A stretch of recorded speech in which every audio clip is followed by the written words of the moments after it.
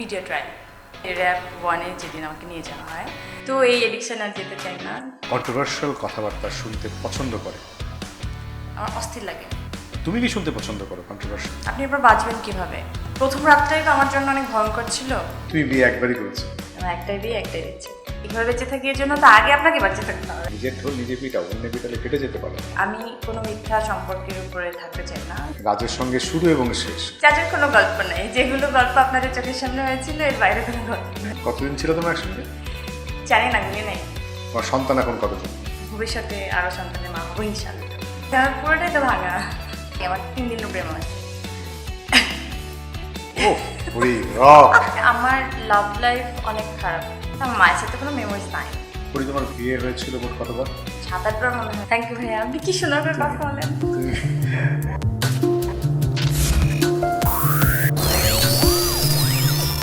ছোট্ট শিশু হাসবে, খেলবে, কাঁদবে, এটাই স্বাভাবিক। কিন্তু সেই কান্নার কারণ যদি হয় কোনো হারানোর বেদনা, আর সেই হারানো যদি হয় মাকে হারানো, সেই কষ্ট কতটা গভীর হতে পারে, কান্না কতটা গভীর হতে পারে, হয়তো ছোট্ট শিশু উপলব্ধি করতে পারে না সেই বয়সে। তারপরেও সেটি অনুভব করতে পারে যারা আমরা মা হারিয়েছি। কিছুদিন পরে বাবা, জীবন তারপরও চলতে হয়, জীবন থেমে থাকে না।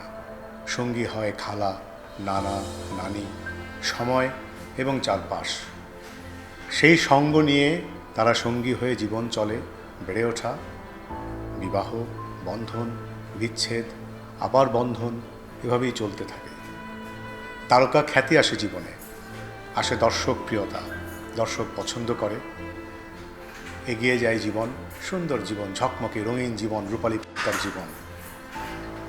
এরপর জীবন এগিয়ে যায়, সেই জীবনে আবার আসে কষ্ট কিংবা বিরক্ত কিংবা বিচ্যুতি, তা গড়ায় কারাবাস পর্যন্ত। কারা জীবন শেষ, আবার কর্মজীবন, কর্মব্যস্ত, সেই জীবন চালিয়ে যাচ্ছে। এরপরে হয়ে উঠেছে মানুষের চোখের মণি, হৃদয়ের মণি, মাথার মুকুট কিংবা সেই মুকুটের মণি, আমাদের পরিমণি। কেমন আছে? ভালো আছি, আলহামদুলিল্লাহ। স্পিচলেস হয়ে গেছি। পুরো আপনি আমার পুরো জীবন দশা দেখছিলাম। হ্যাঁ, এই শোয়ে আমরা আমাদের সেলিব্রিটিদের জীবন এবং কর্ম নিয়ে আলোচনা করি। কাজে তোমার জীবনকে আমাকে পড়তে হয়েছে। তোমার মধ্যে একটা অদ্ভুত জাদু আছে, তুমি নিশ্চয়ই সেটা জানো। তোমাকে দেখলে আমি এই মুহূর্তে, এটা কিন্তু আমার কোনো স্ক্রিপ্টেড না, ইনফ্যাক্ট এই শোই আমার স্ক্রিপ্টেড না। আচ্ছা। অ্যান্ড জানি না আসলে আমরা গল্প করতে করতে কোন দিকে যাব। আমার এই মুহূর্তেই মনে হলো যে তোমাকে দেখে ক্লান্তি চলে যায়। এটি নিশ্চয়ই তোমাকে আগে কেউ না কেউ অনেকে বলেছে। এটা আজকে আমি ফিল করলাম, সিরিয়াসলি ক্লান্তি চলে যায় যে সারাদিনে। আমার এটা মনে হয়, আমি এটা পারি। সো তুমি ব্লেসড। এটা কিন্তু সুপার পাওয়ার। হ্যাঁ, আমার একটা ফিল হয় মাঝে মাঝে, কারণ আমার বাচ্চারাও ওরকম একটা গুড এনার্জি পায় আমাকে দেখলে। যে অনেক কান্নাকাটি করা, মানে আননোন কোনো বাচ্চা হলেও যখন অনেক কান্নাকাটি করে, তো আমি জানি না, আমাদেরকে একটু ম্যাজিক করি আমি, তো ওরা শান্ত হয়ে যায়। তখন আমি আবিষ্কার করতে পেরেছি, খুব রিসেন্টলি পেরেছি যে আসলে আসলে কিছু একটা আছে যে বাচ্চাদের কান্না থামাতে পারি অন্তত। এখন তো তুমি অধিকাংশ সময় শিশুদের নিয়ে থাকছো, তোমার সন্তানদের নিয়ে থাকছো। আমরা তোমার সন্তানের গল্প শুনতে পারি আগে। ওরা হচ্ছে এখন আমার 2টা ডানা, তো এখন ডানা কাটা পড়ি আসলে নেই, আমি এখন উঠতে পারি। এই তো এখন জীবন সুন্দর, অনেক সুন্দর। বাহ, ডানা কাটা পড়ি, এখন ডানা সমৃদ্ধ। তোমার ঈদের প্রস্তুতি কেমন? সামনে ঈদ। ঈদ ওরকম তো এখন এখন কি হয়, নানু ভাই ছাড়া আসলে ঈদ খুব একটা জমে না, মানে ঈদের ওই ফিলটা নাই। আর ঈদের যে আমেজটা থাকতো ওটা মনে হয় আমি ছোটোবেলায় পার করে এসেছি। আমার মনে হয় এটা সবাই, যে ঈদের ব্যাপারটা, ঈদের নতুন জামা, এই বাড়ি ও বাড়ি করা, তো এই মেমোরিজটা আসলে ছোটোবেলায় ফেলে আসা হয়। তারপরে বড় হওয়ার সাথে সাথে অনেক দায়িত্ব, কি রান্না, কি বান্না, কোন মেহমান, কি না মেহমান, আমরা দেখি কার বাসায় গিফট পাঠানো হলো, কোনটা পাঠানো হলো না, কোনটা মিস হয়ে গেল, আচ্ছা এটা পছন্দ করবে কিনা, নানা ধরনের নানা কিছুর মধ্যে দিয়ে যাওয়া। তো এটা একটা বাড়তি চাপ জীবনে। ভালো, এটাও ভালো। তবে আমরা এই ধরো যে এই বয়সের এখানে এসে আমরা রিকলই বেশি করি যে ছোটোবেলায় এভাবে ঈদ কেটেছে। আর প্রিয় মানুষ, কিছু মানুষ চলে যায়, কিছু মানুষ নতুন করে জীবনে আসে। তাই হয়েছে, তোমার নানু ভাই চলে গেছে, হ্যাঁ, যোগ বিয়োগের জীবন। আমাদের জীবনেও বাবা মা গেছে, সন্তান এসছে। তাই পরি তোমার জীবনের অনেক এই দেখো যে এই আমার তো মনে হয় যে নানু ভাইও সেলিব্রিটি। তোমার নানাকে কিন্তু, হ্যাঁ সিরিয়াসলি, দেশের অনেক মানুষ জানে। একটু হ্যাঁ, আগে আমার জীবনের সেলিব্রিটি, এটা আমি বুঝি। তো বাকিটা- এবং আমাদের জীবনে আমি যখন এই তোমার জন্য অপেক্ষা করছিলাম নিচে, তখন আমার পাশেই এক ভদ্রলোক বলছিলেন যে লম্বা করে নানার কথা, যে তাকে দেখেছে সে। সিরিয়াসলি আমি বললাম বাহ। তো এই দেখো একজন তারকাকে ঘিরে তারকার প্রিয় মানুষরাও তারকা হয়ে ওঠে। তারকাতে সব কিছু হ্যাঁ, আমার মানুষ নানু ভাইকে জানতে চায়, অনেকেই ভালোবাসতেন, অনেকেই ভালোবাসে। অনেক দোয়াও করেন সবাই। আমি কিন্তু আমার কাছে কিন্তু যেটা মনে হয় যে শুধুমাত্র একজন তারকার আত্মীয় বলে নয়, এই তারকার জীবনে তার কন্ট্রিবিউশন মানুষ জানে, তাদের দুজনের মধ্যকার সম্পর্ক এবং বিনিময় এটা জানে বলেই মনে হয় মানুষ এতটা বেশি ভালোবাসে। এটি আমার ধারণা, হ্যাঁ, true। তাই না? কারণ নর্মাল তো অনেক তারকারই নানা আছে, অনেক তারকারই প্রিয়জনকে অনেকে চেনে, অনেকে স্পাউসকেও চেনে, হ্যাঁ, আমাদের নায়িকাদের হাজব্যান্ডরা, নায়কদের স্ত্রীরা চেনে। কিন্তু এরকম করে ফিল করে কিনা আমার কিন্তু মনে হয় না যে না, আমার তো পুরো জীবনটাই আসলে আমার নানু ভাই ছিল, ওনাকে ঘিরে Exactly. সব কিছু ছিল। তো হয় না যে এমনিতেই আমার আমার আমাকে কোনো কিছু বলতে গেলে এমনিতেই তার কথা চলে আসে। সেটা একটা বড় একটা পার্ট আমার জীবনে। তো ওইভাবেই হয়তো লোকজনও ইউজ টু হয়ে গেছে তার ব্যাপারে। আর আরেকটা জিনিস মনে হয়, যেহেতু তুমি, এটা আমার ধারণা যে তুমি রাগঢাক রেখে কথা বলো না, না, অত হিসেব করে কথা বলো না, না, কাজে যার কারণে তুমি নানা ভাই সম্পর্কে বলেছো অনেক কিছু বা সব কিছু। হ্যাঁ, হ্যাঁ, এটি কিন্তু ফিল করেছি, আমি তোমার ইন্টারভিউস দেখেছি, পড়েছি। হ্যাঁ। ইভেন আমার বাসায় একটা পেট আছে, হ্যাঁ। টুটু। ওর বয়স 11 বছর, 11 বছর প্লাস। তো ওকেও সবাই চেনে, ওর অ্যাক্টিভিটিসও সবাই জানে। তো হয় না যে আমার জীবনে কয়েকজনই মাত্র হাতে গোনা মানুষ, এবং কোনো কিছু হয়েছে বললাম রাগ ঠাগ নেই, সবাই আসলে জানে। তো আমি একটা ছোটো একটা গাছ কিনলে ওই গাছের ব্যাপারেও আসলে লোকজন যতটুকু জানার অতটুকু জেনে যায়। শোনো, আসলে মানুষ ভালোবাসে। আমরা ছোটবেলা শুনতাম না, যে মানুষকে মানুষ ভালোবাসে সেই বাড়ির কুকুরটাকেও ভালোবাসে। হতে পারে, আমি অনেক এবং ভালো। সত্যি স্কুল জীবনে হ্যাঁ, যাকে অনেক ভালো ভালো লাগতো তার বাড়ির সামনে দিয়ে, মানে যে কাউকে দেখলে ভালো লাগতো, আচ্ছা ওই বাড়ির লোকটা। এটা হতো কিন্তু স্কুল জীবনে আমাদের। তোমার শৈশবের গল্প কি কিছু বলবে? মানে শৈশব কেটেছে কোথায়? তুমি বরিশালের মেয়ে, আমরা জানি। হ্যাঁ, আমার জন্ম হচ্ছে বরিশালে, বড় হওয়া বরিশালে। অদ্ভুত সুন্দর জায়গা। হ্যাঁ, কিন্তু অনেক নিউজে টিউজে আসে যে আমার জন্ম হচ্ছে সাতক্ষীরাতে। এটা খুব ভুল। তো এটা হয়তো কীভাবে আমি ঠিক করবো ওটা বুঝতে পারি না। হ্যাঁ, সোশ্যাল পেজেও কিন্তু হ্যাঁ, আছে অনেক যে কীভাবে এস্টাবলিশ হলো এটা আমি জানি না। সাতক্ষীরা, খুলনা, বাংলাদেশ, এরকম করে হ্যাঁ। আছে। অদ্ভুত সুন্দর জায়গা বরিশাল। এবং বরিশালের নদীর কিন্তু একটা ভিন্ন চরিত্র আছে। আমাদের শুটিংয়ের প্রয়োজন অনেক জায়গায় গেছি, কিন্তু বরিশালে একটা সিনেমার শুটিংয়ে দেখেছি, আমার কাছে নদীগুলো কেন একটু অন্যরকম লাগে। আসলে তো নদীর নিজস্ব চরিত্র আছে, ধরন আছে, খুবই আলাদা লেগেছে আমার বরিশালের, স্পেশালি নদী। হ্যাঁ, নদীমাতৃক। হ্যাঁ, এটা একটা সিনেমার শুটিংয়ে আমি গিয়েছিলাম। তোমার সঙ্গে আমার একটা সিনেমার এক্সপিরিয়েন্স আছে, হ্যাঁ, মা, অরণ্য আনোয়ারের। হ্যাঁ, পড়ি আমি তোমাকে ওই ছবিতে, সত্যি মানুষ তো আসলে শোনা কথায় বিশ্বাস করে, বা মানুষ তো শোনে বেশি। তো ওইখানে গিয়ে আমি আবিষ্কার করেছি যে I really found you in different way, যেটা আমি তোমাকে শুনেছিলাম না। তুমি ভেরি সিনসিয়ার। তোমার যেদিনকে কাজ ছিল শুটিং, তুমি তার আগের দিন চলে গিয়েছিলে সেটে, আমি যদি ভুল না করি, যে সকালে আমার শুটিং আছে, হ্যাঁ রাতে। এটা অন্য ভাই আমাকে বলেছে। হ্যাঁ। এবং কত সিনসিয়ারলি তুমি আসলেই, এবং তখন আমার তুমি প্রেগন্যান্সি ফার্স্ট প্রেগনেন্ট টাইম ছিল, ছিল। এবং তুমি জানো আমি কত ওই সময় বকাঝকা করেছি যে কী করে, এবং অর্ণভাইকেও বকেছি যে আপনি অ্যাকশন বলেন কী করে এরকম একজন নারীকে, বলে সাদা চুপ করেন চুপ করেন চুপ করেন, ওর ফিল আসবে ফিল আসবে। এবং একদিন তুমি বমিও করেছিলে, মানে হ্যাঁ, তুমি পাচ্ছিলে না আর, আবার সেটা করে এসে আমি ওই সময় ভাইয়া চলে। ভমিটিংটা খুব নর্মাল তো। হ্যাঁ। আর আমি আমার পুরো প্রেগনেন্সি খুবই এনজয় করেছি।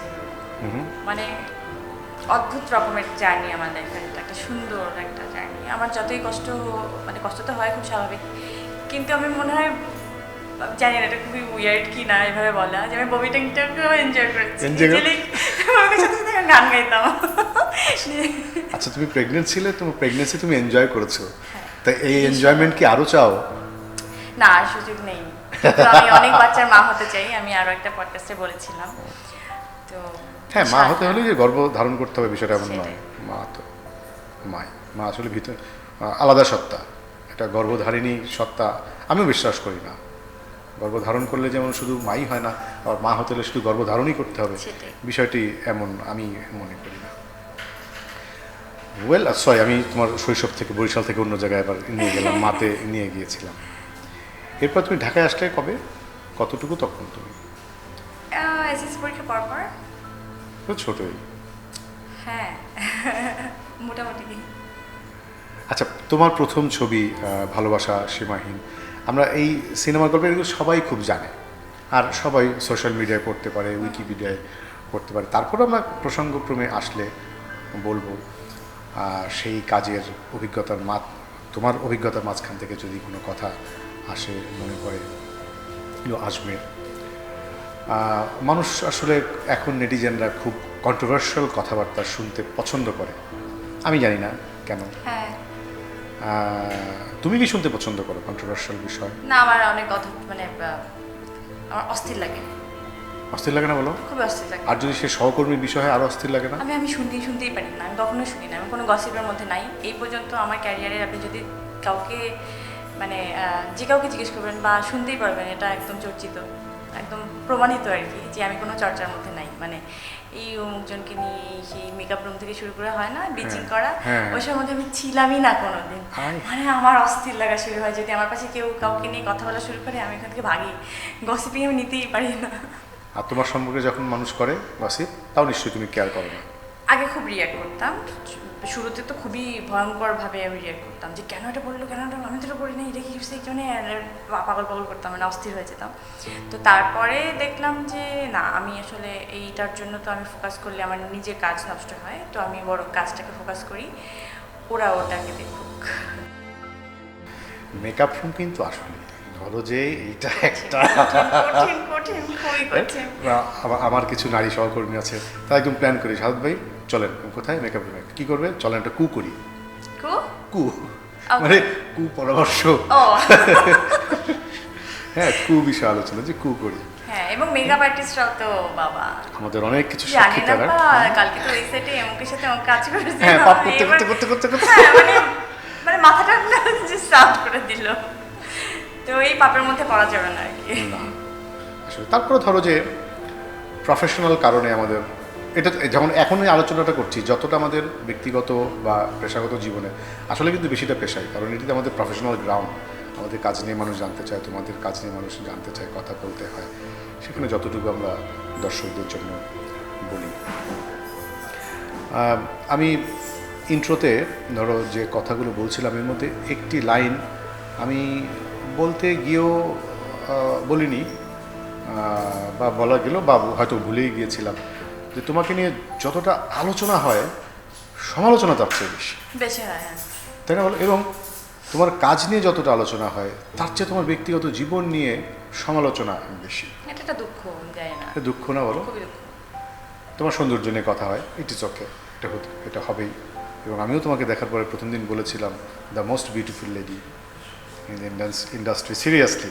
মানে ওই সময় অবশ্য আজকে আরেকজন সুন্দর নারীকে খুব কাছ থেকে দেখেছি, ববিতা আপা, চ্যানেলে এসেছিলেন। আমি এই জন্যই অনেক বলছিলাম আশপাশে ববিতা আপা, তিনি 21 পদক পাওয়ার পরে চ্যানেলের পরিবারের পক্ষ থেকে তাকে শুভেচ্ছা এবং অভিনন্দন দেওয়া হয়েছিল। ছোট একটা ইন্টারভিউ হয়েছে এখানে। কথা বলে না, ও মাই গড, মানে চোখে পলকে পড়ে, ওনাকে দেখতেই থাকি। তোমার মনে মানে আলোর মিছিলের সময়কার ববিতা, ও মাই গড, মানে এখনো কি সুন্দর। চম্পাপ্পাও ছিলেন সাথে। উনি একজন ভালোবাসার মানুষ আমার। আজকে চেয়েছিলাম এই দুজন মানুষের, আমাদের প্রিয় দুই মানুষকে একসঙ্গে আমরা পাই। ওকে, শেষ বলে কোনো কথা নেই। তো সেই সমালোচনা ধরো, সমালোচনা তো কর্ম নিয়েই হয়। এই যে কারাবাস, যদি আমি এটা নিয়ে কথা বলতে চাই, তুমি কি কথা বলবে? মানে আমি আসলে জেল জীবন নিয়ে কখনো কথা বলি নাই তো এখনো, কারণ আমার মনে হচ্ছে যে এটা এভাবে কাকে কতটুকু কিভাবে বলবো, কাকে কিভাবে বোঝাবো, তার থেকে বরং আমি আমার মতো করে বলি, এবং লোকে সেটা পরে দেখে নিক বা পড়ে নিক বা বুঝে নিক। তো আমি এটা নোট ডাউন করেছি, তখনই প্রত্যেকটা দিন যেত আমার মনে হতো যে এগুলো কখন বের হবো আর কখন আমি আসলে এটা তো ভাবেই এটা রয়ে গেছে। তুমি লিখে রেখেছো? আমরা হ্যাঁ, হয়তো আমি অনেক পরে যদি লিখতাম হয়তো ফিলিংসটাও ফেড আউট হয়ে যেত, হ্যাঁ যে আমার তখন কি এখনই আপনার হাত কাটলো, যে ব্যথাটা আপনি এখন পাবেন। তো এরপরে যেটা হয় যে সেলাইয়ের দাগ বা কাটা দাগটা আপনি দেখতে পান, ওই ব্যথাটা তো আসলে ওই সময়ই লাগে এবং যে ওই সময় feeling চলে হয়। যায়। তো আমার মনে হচ্ছে যে আমি তখনই নোট ডাউন করি।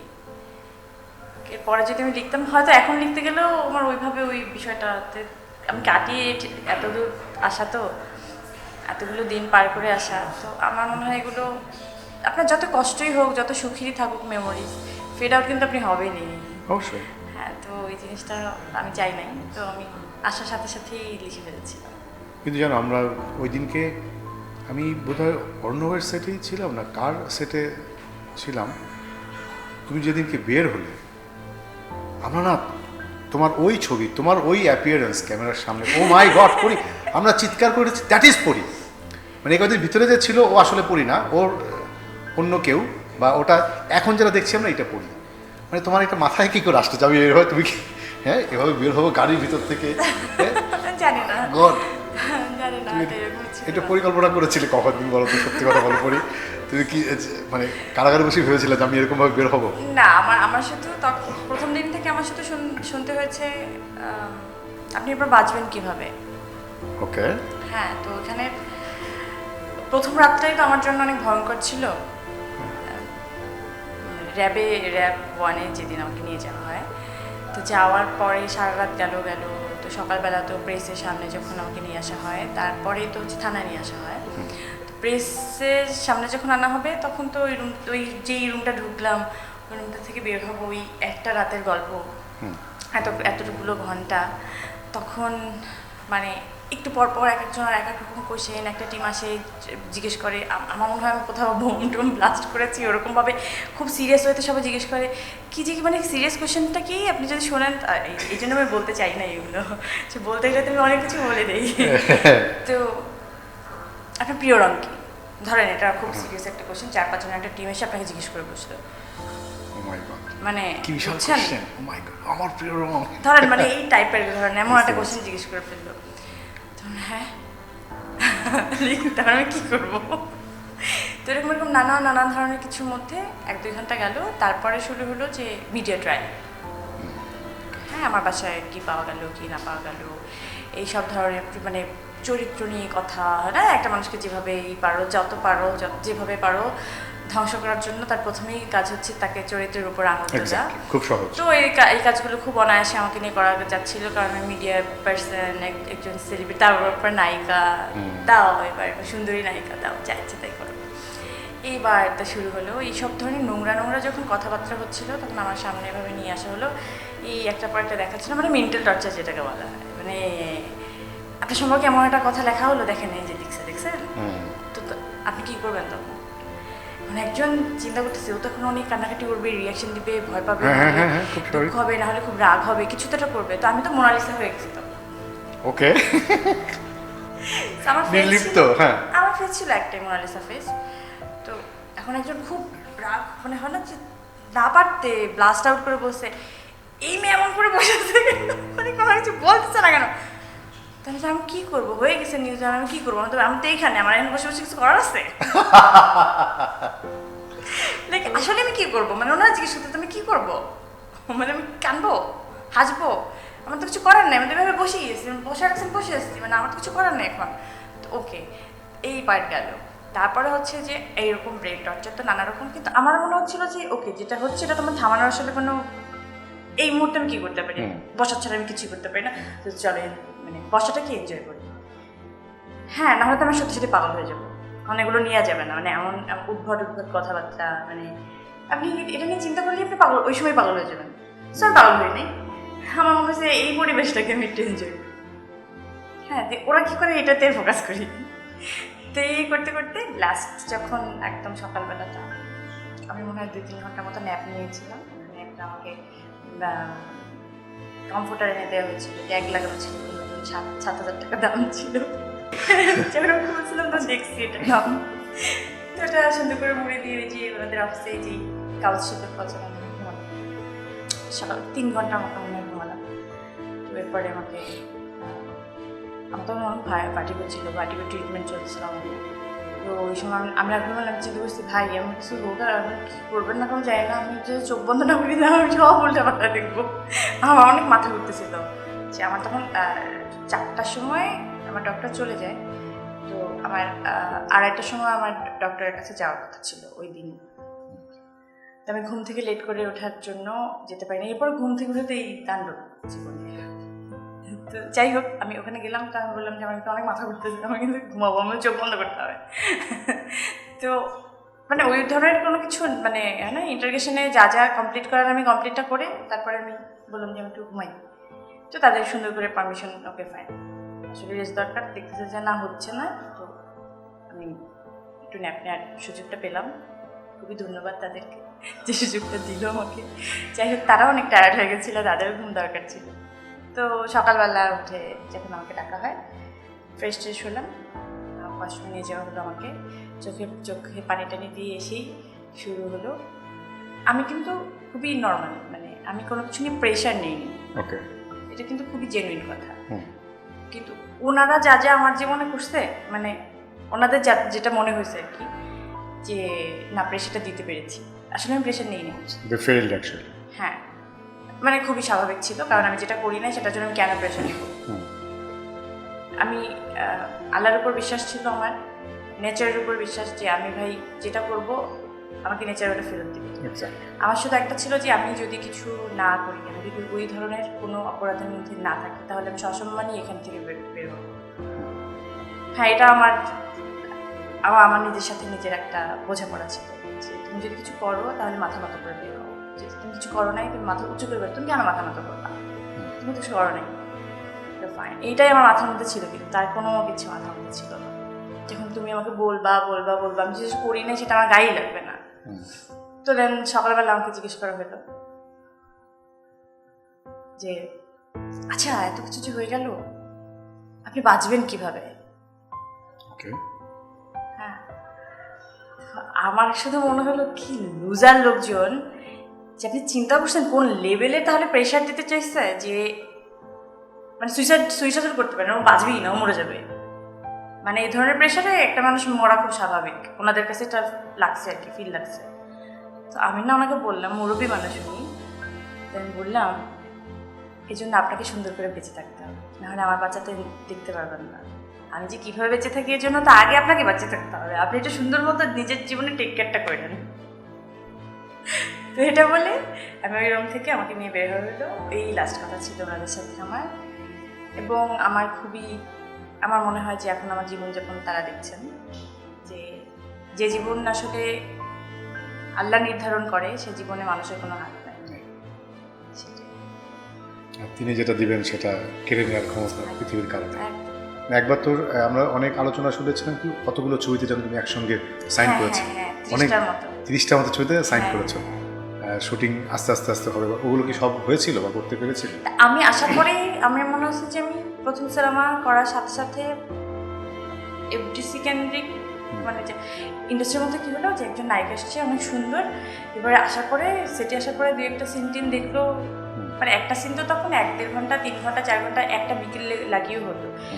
এফডিসিতে কিন্তু মূলত যখন সেট ফেলে শুটিং টুটিং করা হয়, খুব আরাম আয়েস এবং খুব আলিশান হইতে কিন্তু কাজ করা হয়।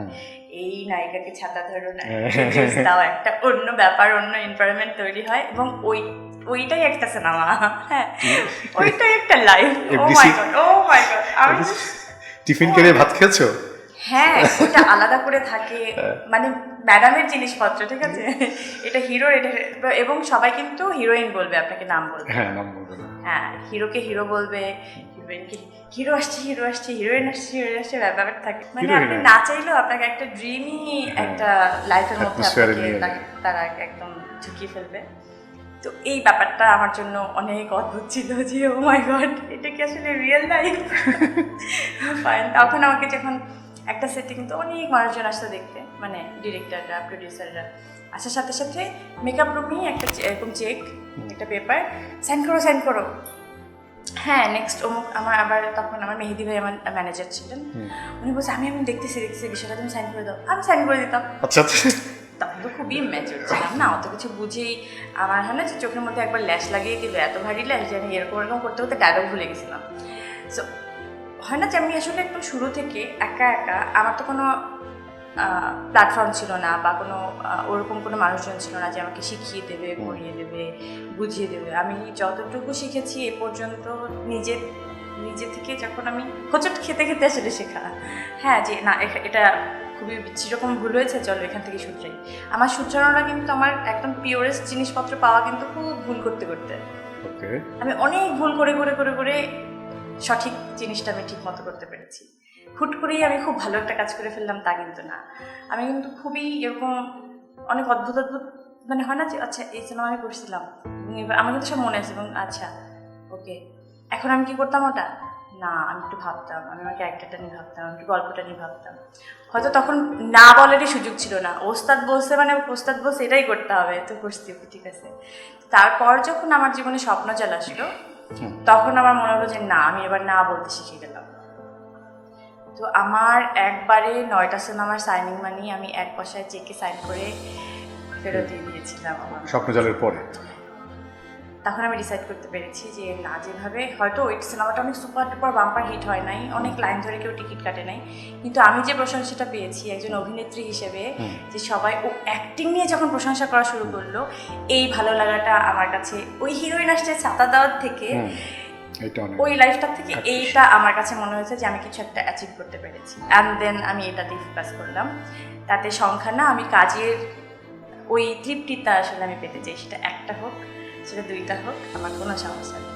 এটা কিন্তু আমরাও ওই সময় ভেবেছি দর্শক হিসেবে বা ইন্ডাস্ট্রির কর্মী হিসেবে, শিল্পী হিসেবে, যে স্বপ্নজাল যখন সেলিম ভাই করে যে না এইখানে আমরা পরীকে ডিফারেন্টভাবে পাবো, এবং আমরাও কিন্তু অনেক এক্সপেক্ট করেছি। আমার মনে হচ্ছে প্রথম 2-3 দিন পরে তো আমি সেট ছেড়ে চলেই আসবো। এই গল্প কিন্তু আমি অনেকবার করেছি যে আমার হচ্ছে না, আমি পারবো না, খুব চাপ হয়ে যাচ্ছে, চলো ভাগি। মানুষ স্কুল পালায়, তুমি সেট পালাবে, ভাগি চলো, মানে চিন্তা আসছে যে আমি ভাগবো এখান থেকে, আমি করতে পারবো না। তো তারপরে সেলিম ভাই বললো যে আচ্ছা ঠিক আছে যাবি সকালবেলা, আর রাত্রে সকালবেলা দেখ কি হয়, একটা রাত থাক। তো তারপরে সকালবেলা যে সেটে গেলাম, তারপরে শুভ্রা করে শুরু হলো সবার, আমাকে আর আমার নামে ডাকে নাই, সবাই শুভ্রা, ওই ব্যাপার তখন আমার নিজেকে ফিল করা শুরু করলাম, হ্যাঁ আমি শুভ্রা এরকম করে হাঁটে, এরকম করে বসে, এই শুভ্রার বাড়ি। তখন থেকে আমি শুভ্রা হয়ে গেলাম, কখন আমি যে বাড়ি আসতে চাইলাম সেটা ভুলে গেলাম। দেন আমার জীবনে একটা স্বপ্ন চলে আসলো এবং সবার এত ভালোবাসা। তুমি এই যে একটু আগে বললে যে তুমি অনেক ভুল জিনিস পেতে পেতে পেতে পেতে একটা সময় সঠিক জিনিস, তোমার জীবনে জীবন সঙ্গীর বেলাতে কি ঘটেছে? মানে তাই আমি সেদিন একটা সিনেমা দেখতেছিলাম, ভুল, হ্যাঁ, এবং সিনেমাটা অনেক আগের, যদিও অনেক আগে বলতে অনেক আগের না, মানে তখন আমার দেখা হয়নি, সেটা হচ্ছে ডিয়ার জিন্দেগি। তো ওর মধ্যে আমার খুব একটা শর্ট, ওই সিনটার মধ্যে শুধু মনে হচ্ছে যে আলিয়া ভাটের যে ক্যারেক্টারটা ওইটা আমি। হ্যাঁ, এবং শাহরুখ খান আমাকে বলছে যে আচ্ছা তুমি একটা চেয়ার কিনতে গেলে তুমি তো চেয়ারটা বসবা, হ্যাঁ, এবং হুট করে একটা চেয়ার ভালো লাগছে দেখে তুমি নিয়ে চলে আসবা না দোকানে, তুমি এই চেয়ারে বসলে, ওই চেয়ারে বসলে, বসে বসে দেখলা কোনটা কমফোর্টেবল, অ্যান্ড দেন তুমি নিয়ে আসলা। এখন তোমার জীবনসঙ্গীর ক্ষেত্রে হয় কি, মানে এখন এটা তো অনেক বড় একটা ডিসিশন, এটা যদি যার মিলে যায় তো গেল। আমি কোনো মিথ্যা সম্পর্কের উপরে থাকতে চাই না, যেমন আপনাকে খুব দেখাবে সবার সামনে যে কেয়ার আছে, আসলে কোনো কেয়ার নেই, এটা একটা খুব ভুল এবং মিথ্যা সম্পর্ক, আমি সেখানে 1 সেকেন্ডও থাকবো না, এটা আমার পোষাবে না। কারণ আমি অনেক পিওর, দেখেন একটা পরিবার বা সম্পর্ক হয় একটা শুদ্ধ, আসলে শুদ্ধ সম্পর্ক, শুদ্ধ হওয়া যায়। তো সেখানে যদি এরকম মিথ্যা থাকে খুব দেখায়, আর মিডিয়াতে তো অনেক বেশি উপরে দেখায় খুব ভালো আছি, আসলে তারা 2জন 2 রুমেই থাকে। হ্যাঁ, তাদের ওই জীবনযাপন আমি মোটেই চাই না, তার থেকে ভাই আমি একা আছি, জীবন আলহামদুলিল্লাহ খুব ভালো আছি। অনেক ভালো থাকো, শুভকামনা। আর এখন তো ধরো বাংলাদেশের মানুষ কম বেশি তোমাকে জানে, তোমার ধরন বুঝে গেছে, আর তোমার সামনে এরকম অ্যাপ্রোচ করে যে লাভ নেই সেটাও আমার তো বিশ্বাস, এটা মানুষ বুঝে গেছে। কাজে কেউ ভুলভাবে বা অসত্য জিনিস দিয়ে তোমাকে কনভিন্স করার চেষ্টা করার কথা না। তবে যদি কেউ করে থাকে আমি মনে করি বোকা, ডোন্ট ট্রাই। না, এখন আর কোনো চাপ নেই জীবনে, মানে হ্যাঁ না, এই চ্যাপ্টারটাই জীবন থেকে ক্লোজ। কারণ আমার বাচ্চা যখন আমার জীবনে আসলো, এই পিওরেস্ট ফিলটা পাওয়ার পরে, এই লাভটা পাওয়ার পরে আমার মনে হয় না যে আমি আর জীবনে কি জীবনে ভালোবাসা খুঁজবো, কোন ভালোবাসার পিছনে খুঁজবো, কি খুঁজবো না। আমার ছেলে আমাকে এইটুকু বয়সে যে যত্নটা করে, আমার মনে হয় না যে আমি আসলে আরও অন্য কেউ যত্ন করুক সেই জিনিসটা আমি খুঁজতে চাই। রাজ্য তো স্কুলে যায় না, এই যে 1-2 মাস পরেই দেবো। ওকে। আমি ওকে পড়াতে বসলে ওই উল্টা আমাকে পড়ায়। শিশুর তো এটাই মজা, শিশুর কিন্তু গ্রে বলে কিছু নেই, ইদার হোয়াইট অর ব্ল্যাক।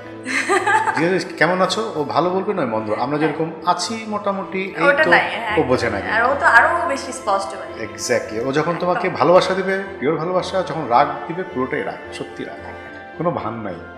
শিশু হতে পারলে ভালো হতো না বলো?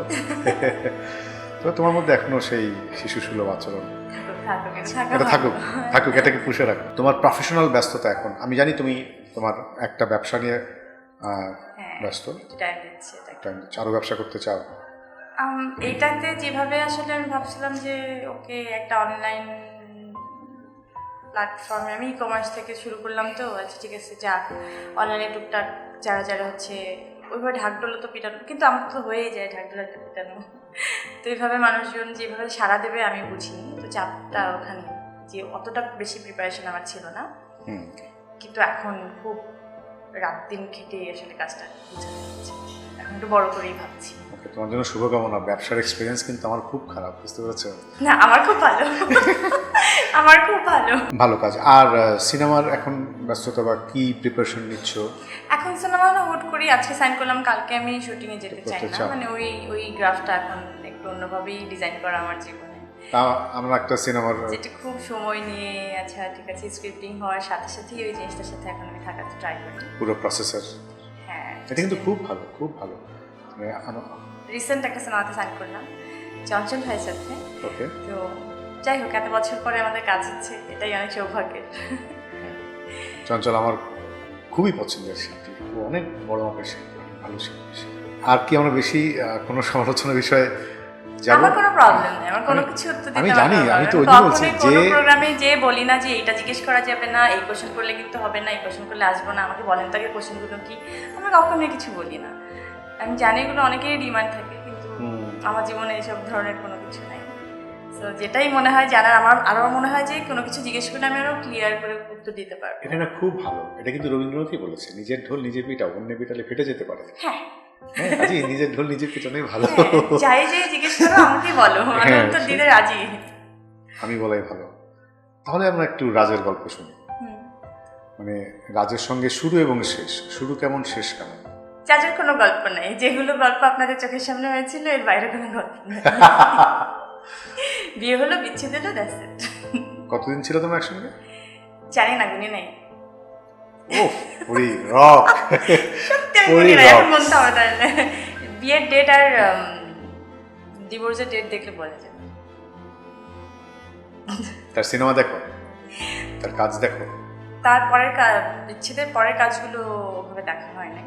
নাকি দেখতে ইচ্ছে করে না, আমার ওরকম না যে হ্যাঁ এই রাস্তা দিয়ে হেঁটে গেল বলে ছায়া মারানো যাবে না, ওই জায়গাটা আসলে রাখতে চাই নাই, কারণ মানে যে সম্পর্ক ওই তিতাটা ওইখান থেকে বেরিয়ে তুমি করনি, তিতা করো না। এমনি তুমি অনেক ম্যাচিওর, কিন্তু তোমার আবেগ তো অবশ্যই কাজ করে। আমি ধরো এই কারাবাসের কথা বললাম, বিচ্ছেদের কথা বললাম, তো সাধারণত বাংলার কিছু নারী, আমাদের দেশের আমার চারপাশে যে সমস্ত নারী বন্ধু দেখি, আত্মস্বজন দেখি, তারা যেভাবে রিয়্যাক্ট করে বা রেসপন্ড করে, তুমি সেভাবে কেন জানি করো না বলেই আমার মনে হয়। নাহলে এই যে কারাবাসের ওই প্রশ্নের এই উত্তর আমার মনে হয় না কোনো নারী ইনস্ট্যান্ট ওখানে স্পন্টেনিয়াসলি দিতে পারে, সিরিয়াসলি।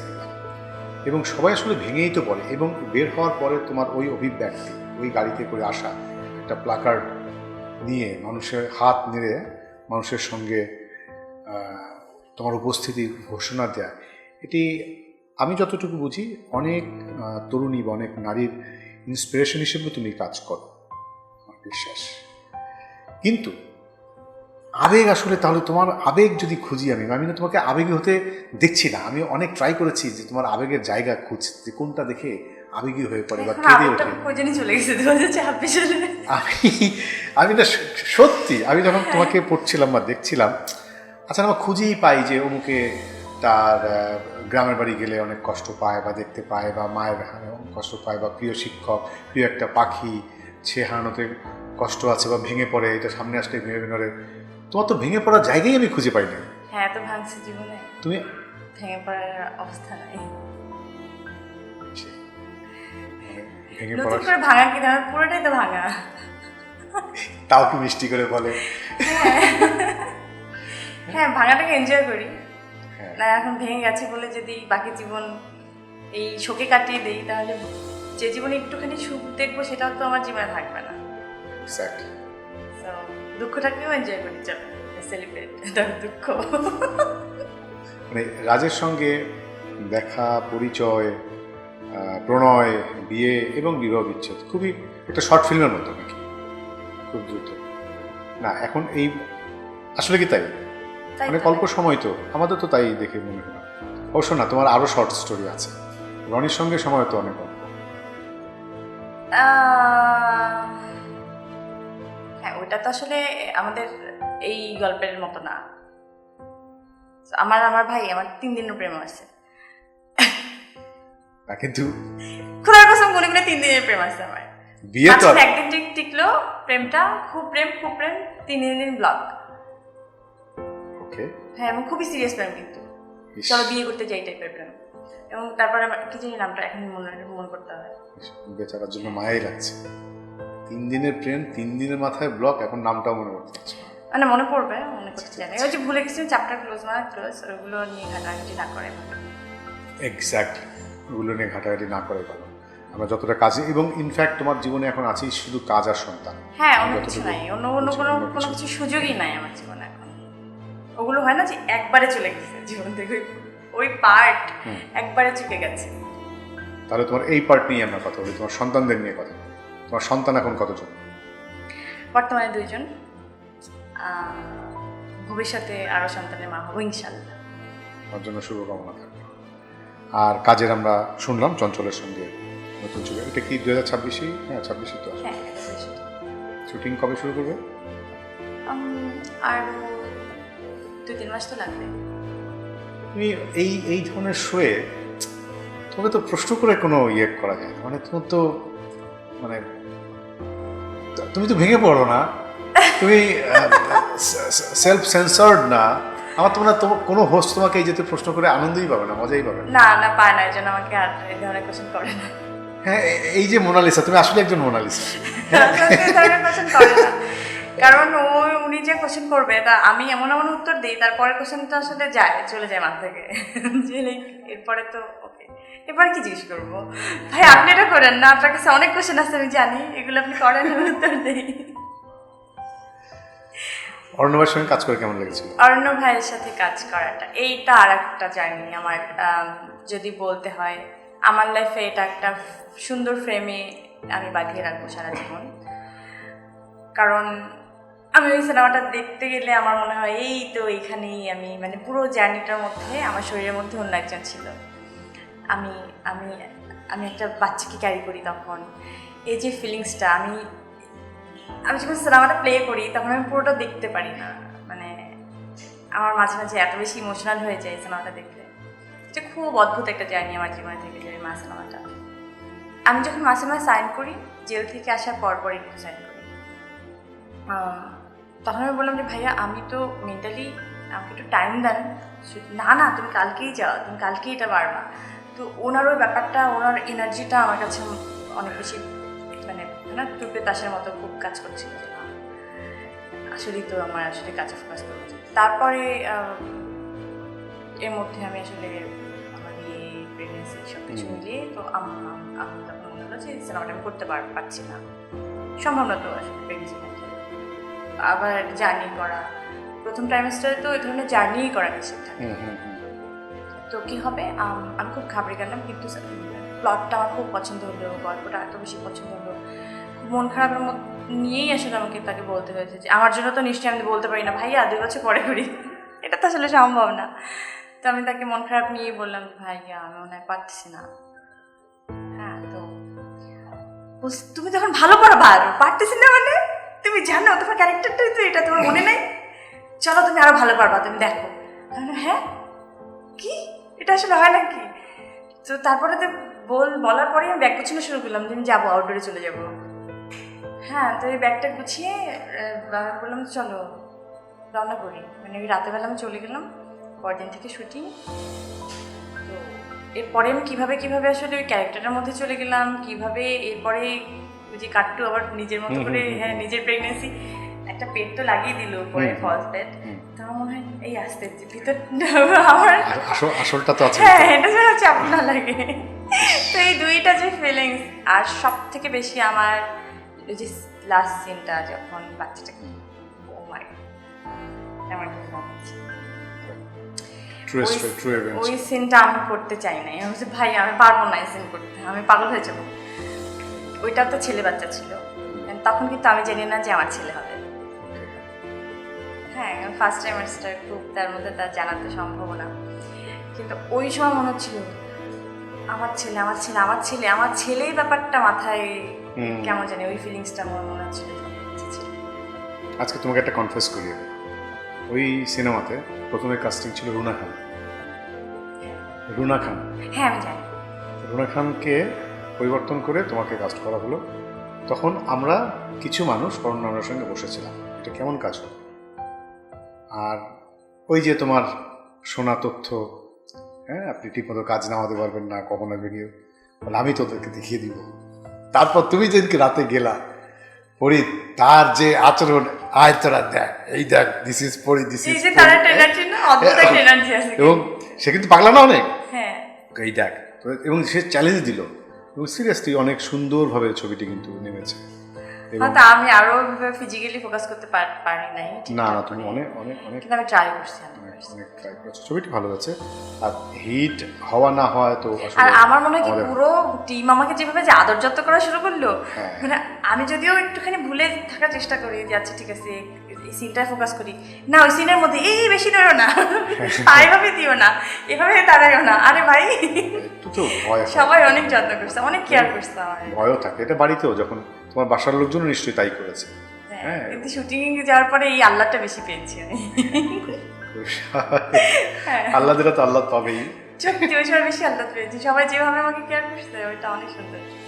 তোমার মায়ের চেহারা মনে পড়ে না? আমার ছেলে আমার জীবনে আসার পরে আমার মাকে যতটা আমি মিস করেছি বা মনে পড়েছে, আমার হোল লাইফে এভাবে মনে পড়ে। আমার ছেলে আমার সাথে যেভাবে করতাম আমার মনে হতো আচ্ছা আমি আমার মায়ের সাথে এরকম করতাম। আমার মায়ের সাথে কোনো মেমোরিজ নাই, মানে অনেক ছোটবেলায় তো এত ছোট। হ্যাঁ তোমার মা, কিন্তু এটা তো জানো কিনা তোমার মাও কি তোমার মতো সুন্দরী ছিলেন? হ্যাঁ অনেক বেশি। আমার সব থেকে সুন্দর ছিলেন আমার নানি। আমি নাকি সবার মানে পুরো প্যাকেজ, সবার একটু একটু করে মিক্স করে যে যার যেটা সুন্দর সবকিছু মিলে নাকি আমি এনেছি। ভালো বন্টন হয়েছে। পুরি মানুষ পিটিয়েছে কখনো? হ্যাঁ হ্যাঁ। লাস্ট পিটিয়েছে কবে, কাকে? বলে চাকরি থাকবে না বলি। আচ্ছা ঠিক আছে, আমাদেরকে বন্ধুরা বলে মাঝে মাঝে যে বাসায় না গেলে চাকরি থাকবে না, মানে চাকরি কোথায় যায় আমরা সেটা আচ্ছা বুঝে নিলাম। কিন্তু তুমি কি সেটে কখনো কোনো ডিরেক্টরকে মারতে গেছো বা মেরেছো? না, কিন্তু রাগারাগি হয়েছে যে অনেক কিছু রাগারাগি। ওইটাকে মানুষ মনে বলার সময় একটু বাড়িয়ে বলে যে মানে মারতেই গেছে এরকম কিছু? না না, আমিও তো আর্টিস্ট, ডিরেক্টরকে কি করে করা যায় না, কিন্তু মারার ওরকম যে কাজ হয় তাহলে ছিচি মাথা থাকবে, আমাদের মাথার সাথে কিন্তু আমার মনে হয় না যে আমার কোনো ওরকম অভদ্র ডিরেক্টর আমার জীবনে ছিল না। আচ্ছা তুমি বোধহয় ফেসবুকে মাননীয় প্রধানমন্ত্রী এবং তার কন্যাকে নিয়ে কোনো একটা পোস্ট দিয়েছো। কন্যাকে নিয়ে শোনা কথায় কান দিতে চায় কেন বলো? তার মানে কোনো রাজনৈতিক পোস্ট তুমি দাও না? হ্যাঁ দেই, প্রচুর দেই। তা রাজনীতি করবে না? আমার যে হ্যাঁ রাজনীতি করবে না? রাজনীতি পার্টিকুলার রাজনীতি বলতে ওই সংসদে গিয়ে রাজনীতি করতে হবে আমার, সেটাকেই আমার ওটা রাজনীতি লাগে না আমার কাছে। আমার মনে হয় যে কোনো একটা রাজনীতি দলের যে মানে যে কোনো দলের হতে পারে, সেটা বিরোধী দল হোক দলের যে কোনো যারাই ভালো কাজ করবে সেটাকে অ্যাপ্রিসিয়েট করাকে যদি বলা হয় এই দলেই আপনি করেন, তাহলে ভাই আমার কোনো প্রবলেম নেই, তুমি মেনে নাও যে আমি করি, সেটা তোমাদের সমস্যা।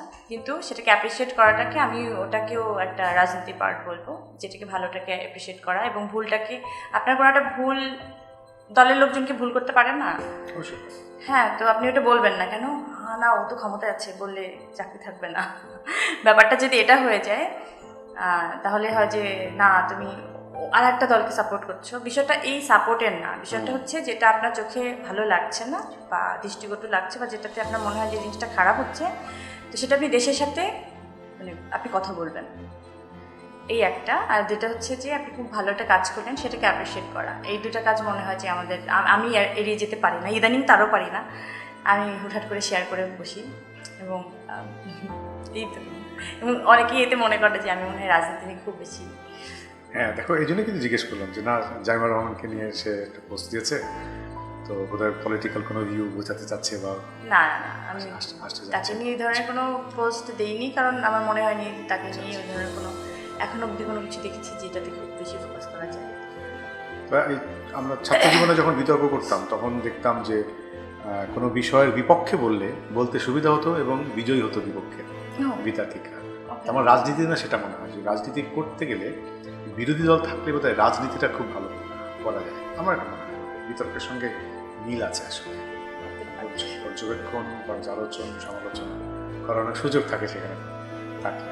হ্যাঁ, যেটা সরকার হয়ে গেলে আর সরকার মজা লাগে না, কাজ করতে ব্যস্ত, তুমি তোমাকে উন্নয়ন করতে হ্যাঁ করতে হবে, এছাড়া তো অন্য কোনো কাজ নেই, তুমি এত ব্যস্ত থাকবে তোমার কাজে, দাপ্তরিক কাজ নিয়ে। অনেক সময় তো অনেক নেতা জনগণের কাছ থেকে দূরে সরে যেতে বাধ্য হয় আসলে কাজের চাপে। আচ্ছা, নায়িকারা কেউ কি তোমার প্রতি ঈর্ষান্বিত জানো তুমি? হতেই পারে, এটা খুবই স্বাভাবিক। কাউকে জানো পার্টিকুলার যে আমাকে ঈর্ষা করে? জানি। কে করে সেটা তো বলা যাবে না, সেটা বললে হয়। তুমি কাউকে ঈর্ষা করো? আমি ঈর্ষা করি ব্যাপারটা আমার মধ্যে নাই, যদি এটা বলি খুব বানিয়ে বলা হবে যে আমি হ্যাঁ অমুককে ঈর্ষা করি, মোটেই না। আমার কাজ নিয়ে ওই ফাইটটা থাকা উচিত যে কতটা উনি একটা ভালো কাজ করেছেন, চলো ওই কাজের সাথে ফাইটটা থাকা আমার মনে হয়, ওই ধরনের ফোকাস থাকা একটু ভালো। কিন্তু পার্সোনালি জেলাস করার মতো আমার মনে হয় না, আমি কাউকে চিন্তা করেও পাবো না, খুঁজলে পাবো না। তো এটাও কিন্তু শোনার কথা, বুঝতে পেরেছো?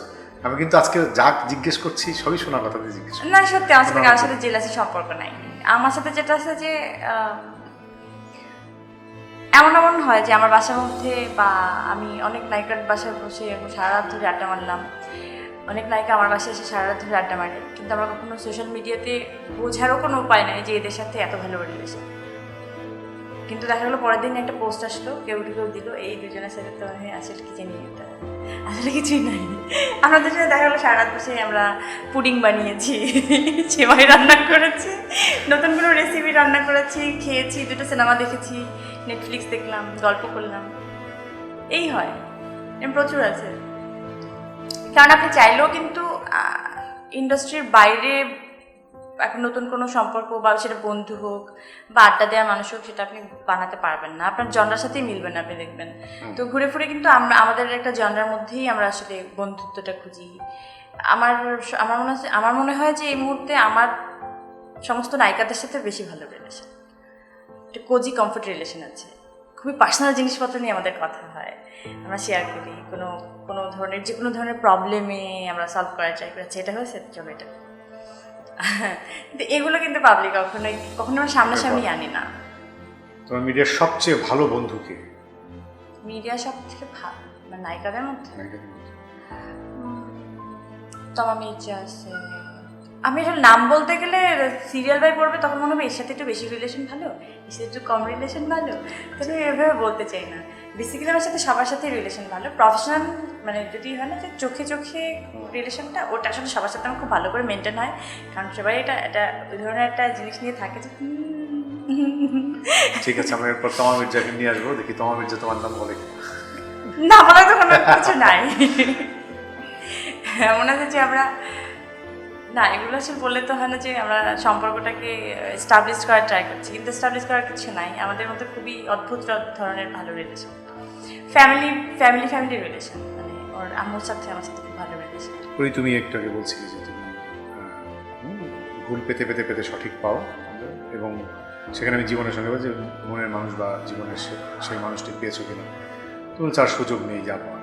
কিন্তু তোমার কি মনে হয় না যে না একজন মানুষ তোমার জীবনে আবার প্রয়োজন হবে, না কিভাবেই চলবে শুধু সন্তানদের নিয়ে তোমার জীবন, মানে স্বামী প্রেমিক আর কি দরকার নেই জীবনে, এরকম কিছু কি? সত্যি কথা বলতে আমার লাভ লাইফ অনেক খারাপ, মানে আমার কপালটা মানে ভাগ্যই বলবো, কারণ আমি তো যথেষ্ট রকমের এফোর্ট দিই, কিন্তু খুব বিচ্ছিরিভাবে এফোর্ট দিই। হ্যাঁ, মানে পুরো রিলেশনটার উপরে এত বেশি ফোকাসড হই যে আমি ডানে বায়ে কোনো কিছু দেখি না, মানে ওই পুরো দুনিয়াটাই ওই রিলেশনটাকে ঘিরে, আমি ওইটা আমার জন্য অনেক হার্মফুল হয়ে যায়, মানে এক্সট্রা চাপ হয়ে যায় আসলে জীবনের উপরে। হ্যাঁ, তখন আমি যেভাবে ভেঙে পড়ি তারপর থেকে উঠে দাঁড়ানোটা আমার জন্য অনেক কঠিন, এবং আমার মনে হয় এই মুহূর্তে দাঁড়িয়ে, জীবনের এই মুহূর্তে দাঁড়িয়ে মনে হয় যে আমি আমার মানে লাভ লাইফের উপরে যতটা আমি ফোকাস করেছি বা টাইম দিয়েছি জীবনে, আমি জীবনে অনেক মূল্যবান সময়গুলো আমি নষ্ট করেছি বলতে গেলে, কারণ ওগুলো ওয়ার্ক করেনি। এবং আমি আফসোসটা করি না ওভাবে যে কোনো রিলেশন টিকিয়ে রাখতে পারিনি, বা আমার জন্য, আমি এভাবে বলবো না, একটা তো আফসোস থাকে, কিন্তু ওই আফসোসটা আমি আসলে ধরে রাখতে চাই না জীবনে। এখন ওই ধরনের আবার ট্রাইও করতে চাই না, যে লাইক আচ্ছা দেখি এখন হয়নি তো কী হয়েছে, আবার হবে, আমি এটা ছেড়ে দিয়েছি, মানে এটা হবে না। আমার লাভ লাইফটা খুবই বিশ্রী, মানে ধ্বংস, এটার মধ্যে আমি আর ট্রাই করতে চাই না। খুব বিশ্রী হয় আমার সাথে, কারণ আমি খুব অনেস্ট থাকি। হ্যাঁ, এবং এত অনেস্টি টিকিয়ে রাখা মুশকিল। হ্যাঁ, যে আপনি যতটা সম্পর্কে যতটা বেশি ঘোলা হবেন তত বেশি আপনি মানে অনেক হয় না যে মিঠে, মানে ওই ধরনের পানিতে, ঘোলা পানিতে অনেক মাছ থাকে, চাষবাস হয় ভালো, যখন স্বচ্ছ পানিতে আপনি কোনো মাছ দেখতে পাবেন না। হ্যাঁ, তা আমি তো আমার এত বেশি স্বচ্ছ ছিলাম আমার প্রত্যেকটা রিলেশনে, তো ওইগুলো আমার জীবনে অনেক বেশি হার্মফুল। মানে আমি পারি না, আমি কাজে ফোকাস করতে পারি না, লাইফে ফোকাস করতে পারি না, আমি ডিস্ট্রয় হয়ে যাই। সো আমার মনে হয় এই ধরনের আমি যা করেছি জীবনে, আমার মনে হয় লাভ লাইফ নিয়ে আমার অনেক কন্ট্রোভার্সি হচ্ছিল, এই আমি জানি না কেন, বাট এটা হয়। সো এই পার্টগুলো আমার জীবনে চুকে গেছে। আলহামদুলিল্লাহ, আমার জীবনে এমন একজন মানুষ আল্লাহ আমার জীবনে পাঠিয়েছেন, ওর ভালোবাসাটা এখন আমার জন্য পিওরেস্ট লাগে, যে এই ভালোবাসার উপরে আসলে আমার কোনো কিছু দরকার নাই। হ্যাঁ, যদি বলেন জীবন সঙ্গীর বেলায় আমার কোনো, ওই যে আপনি মাত্র বললেন যে কখনো মনে হয় না, আমি মনে করাটা ছেড়ে দিয়েছি। মনে করলেই আবার এই জিনিসটা কিন্তু একটু অ্যাডিকশনের মতো, বিশ্বাস করেন। ভালোবাসা মানে ভালোবাসতে ইচ্ছা করে, প্রেম করলে প্রেম করতে ইচ্ছা করে, তো এই অ্যাডিকশন আর যেতে চাই না। তো তোমার জন্য অ্যাডিকশন? হ্যাঁ, আমার জন্য অ্যাডিকশন, বিশ্রীভাবে অ্যাডিকশন। আমি অ্যাডিক্টেড হয়ে যাই এই ধরনের, আমি আর প্রেমে আমি ভালো লাগে, মানে এই মুহূর্তে মাফ চাই বাবা জীবনে। আমি জানি না জীবন কোথায় যাবে, কিন্তু আমি আসলে নিজের থেকে আসলে কখনোই আর হয়তো আমার ওই ফিলিংসটা, এই যে ভালোবাসার মানুষগুলো তোমার জীবনে ছিল, তাদের সঙ্গে মানে আমরা তো মন্দ হই, আমরা কিন্তু আমাদের প্রিয়তমার সঙ্গে, প্রিয় মানুষের সঙ্গে মন্দ হই, খারাপ আচরণ করি। মানে কতটা তুমি খারাপ আচরণ বা খারাপ মানুষ হিসেবে মন্দ হয়েছো, এবং সেটা কার সঙ্গে তীব্র মন্দ কাজ করেছো তুমি? এটাই আমার জন্য একটা প্রবলেম। আমি যেটা বলতে চাই, হয় না যে মানুষ শুধু বিচ্ছেদটা দেখে, কোনো কারণ দেখে না। আমি যাকে এত বেশি ভালোবাসলাম, তার সাথে যখন আমি একটা চিল্লাপাল্লাই ধরন করে ফেললাম, তারপর আমার নিজের উপরে ঘৃণা লাগে যে এই মানুষটাকে আমি এত বেশি ভালোবাসি, তো এই সিচুয়েশন আসলো, তো আমি কীভাবে ভালোবাসবো? আর মানে এখনই গালিগালাজ হবে, এখনই আবার ভালোবাসা হবে, আমি এগুলো পারি না, মানে আমার দিয়ে হয় না। মানে যখনই দেখি এই রিলেশনে আসলে ওই জিনিসটা তিক্ততা চলে আসে, বা কোনো একটা কারণে ওই গ্যাপটা চলে আসে, ওইটা না ফুলফিল হয় না। মানে হ্যাঁ, টুকটাক তো ঝগড়া হবেই, ওগুলো মধুর, ওগুলো সংসারে হয়, ওগুলো জীবনে হয়, ওগুলো রিলেশনে হয়, কিন্তু আপনার ওই জীবনে যেটার জন্য বিচ্ছেদ হয়, ওই কারণটা যখন আপনার জীবনে চলে আসে, ওইটা মনে হয় আর ঢাকা উচিত না, ওইটাকে আর কোনো কারণেই জোড়া লাগানো উচিত না, কারণ ওগুলো জোড়াই রাখে না। এগুলো খুবই ভুলভাল কথা যে না এটা টিকে যাবে হয়ে যাবে, এগুলো আসলে প্যারাই থেকে যায়, সারা জীবন একটা পেইন হয়ে যায়। এগুলো এগুলো ওই সারা জীবনের মানুষটা ছোট হয়ে যায়। তো আপনার ভালোবাসার মানুষটা সারা জীবন আপনার চোখে ছোট হয়ে থাকবে, তার থেকে মুক্ত করে দেন, সুখে থাকবে।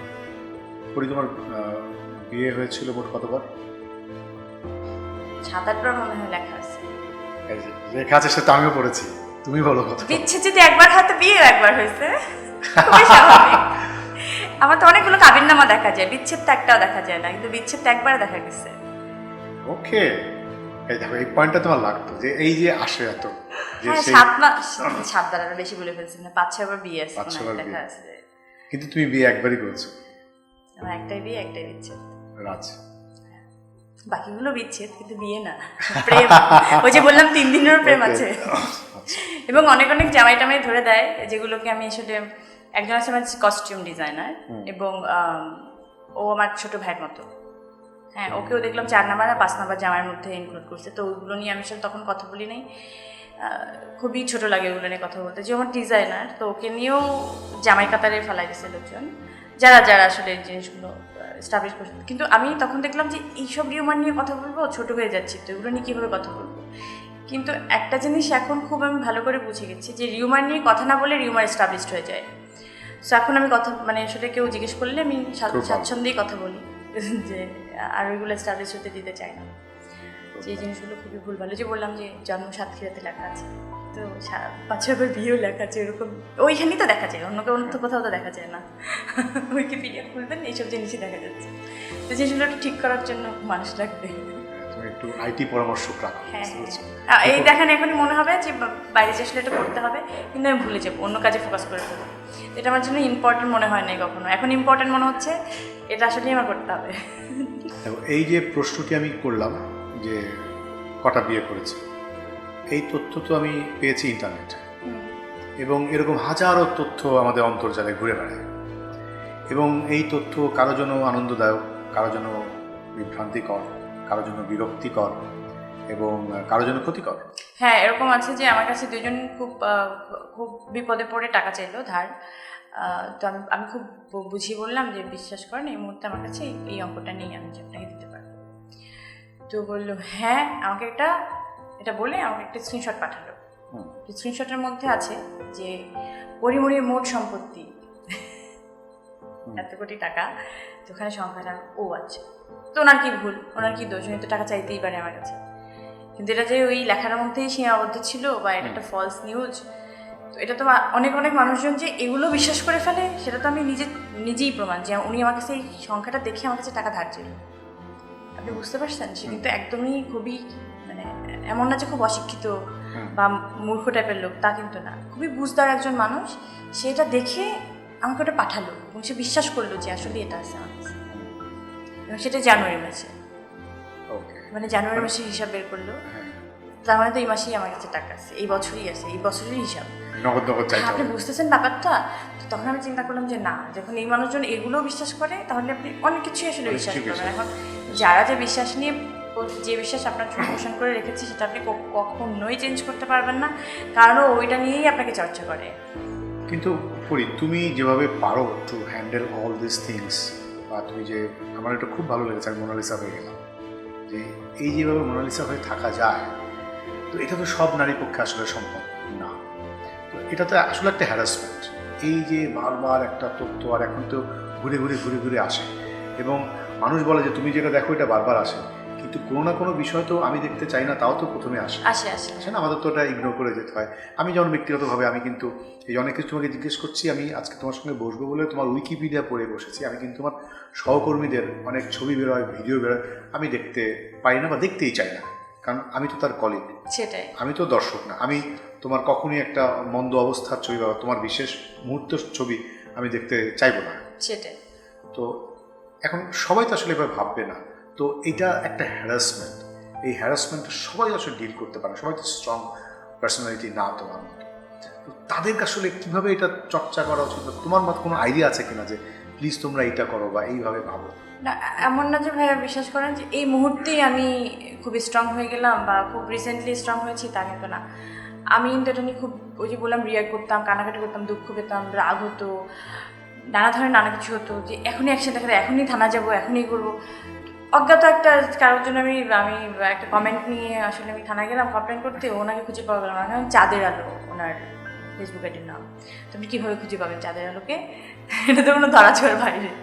তো এখন কথা হচ্ছে যে কিছু এই যে অনলাইনে যেগুলো আসলে হ্যারাসগুলো করা হয়, এটার জন্য বন্ধ করাটা আমার মনে হয় খুবই এখন একদম মুখ্য সময়। এখন যদি এই মুহূর্তে যদি না করা হয়, এটা আরও বিশ্রীভাবে আসলে, এখন তো এআই এর যুগ, আরও বিচ্ছিরিভাবে মানুষরা এআই বিশ্বাস করছে। কিন্তু হ্যাঁ, আমি নিজেই দেখে ধোকা খাই, কনফিউজ হয়ে যায়, ও মাই গড, এরকম হয়। কিন্তু তো এখনই স্ট্রং একটা আসলে আইন হওয়া উচিত, এবং শুধু আইন ওই লেখা এবং প্রয়োগ থাকতে হবে, ওইভাবে দেয়ালে ঝুলিয়ে টানিয়ে রাখার জন্য না, একদমই 24 ঘন্টার মধ্যে অ্যাকশন হওয়া লাগবে। দেখেছো সুইসাইড কত বেড়েছে?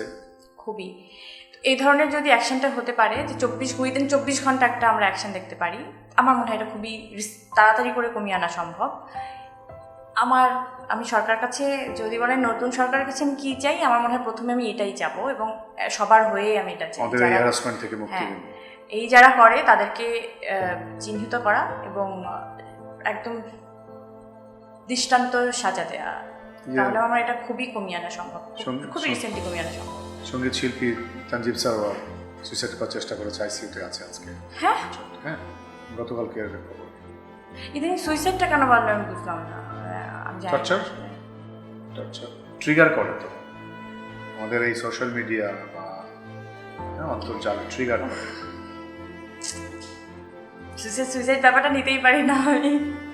আর সুইসাইডের কথা যেটা বলছিলাম, কিছুদিন আগে আমাদের আরেক সহকর্মী জাহের আলভী তার স্ত্রী আত্মহত্যা করল, যে কোনো কারণে ঘটনা। সেটাও দর্শক আসলে সবই জানে, আমরা জানি কতটুকু সত্য কতটুকু মিথ্যা, সবচেয়ে ওরাই ভালো জানে কারণটা।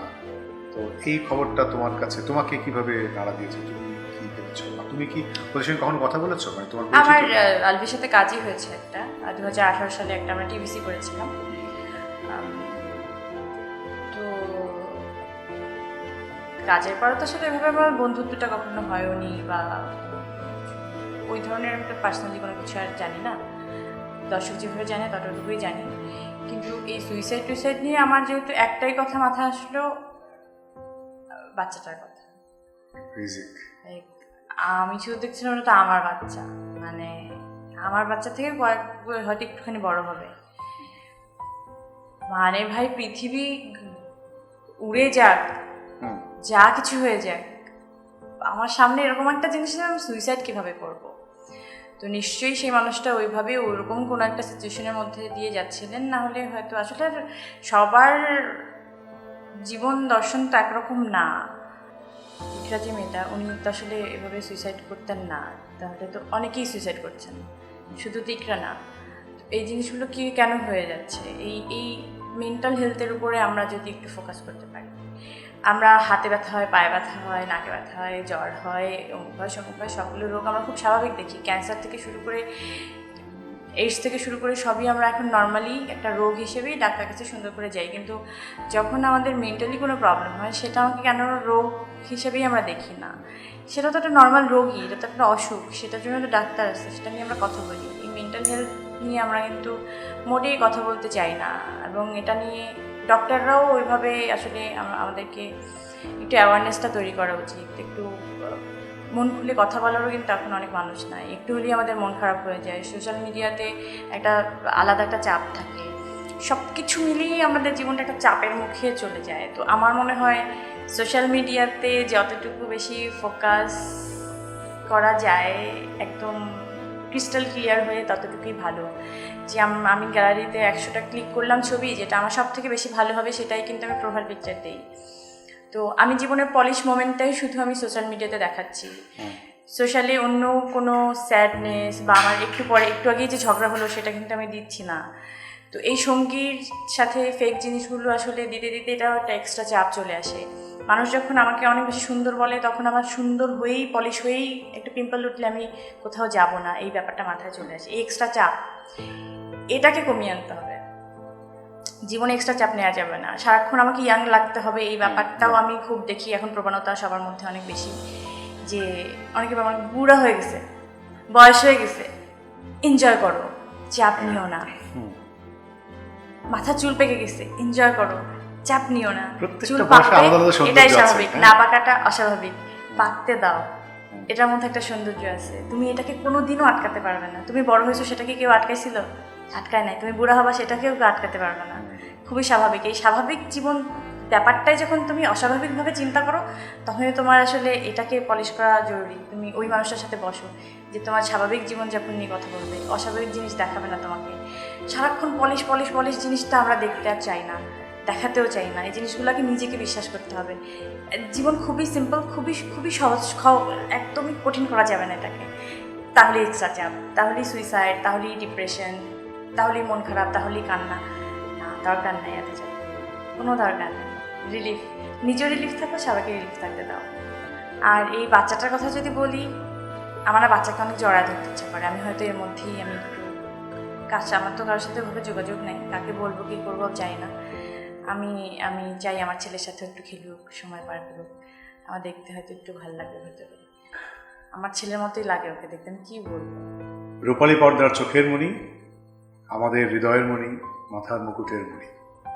গল্প করছিলাম, তিনি আত্মহত্যা চান না, তিনি বাঁচতে চান। তিনি ভালোবাসতে ভয় পান এখন আর, কারণ ভুল জিনিস পেতে পেতে পেতে পেতে অনেক দেরিতে গিয়ে সঠিক জিনিসটি তিনি পান। কিন্তু জীবন সঙ্গী হিসেবেও নতুন আর কোনো সঙ্গী হয়তো তিনি চান না। তিনি বাঁচবেন, নিজেকে ভালোবাসবেন, সন্তানদের ভালোবাসবেন, সন্তানদের সংখ্যা বাড়াবেন। অত্যাচার থেকে, ইন্টারনেটের হ্যারাসমেন্ট থেকে নিজে মুক্ত আছেন, কারণ তার আছে অদ্ভুত একটা মানসিক শক্তি। এই শক্তি প্রতিটি নারীর থাকুক, প্রতি সংস্কৃতি কর্মীর থাকুক। এই শক্তি দিয়েই হয়তো আমরা মোনালিসা হয়ে বেঁচে থাকতে পারবো মৃত্যুর পরেও। ভালো থাকুক সকল শিল্পী, ভালো থাকুক তাদের দর্শক, ভালো থাকুক সকল মানুষ। Thank you.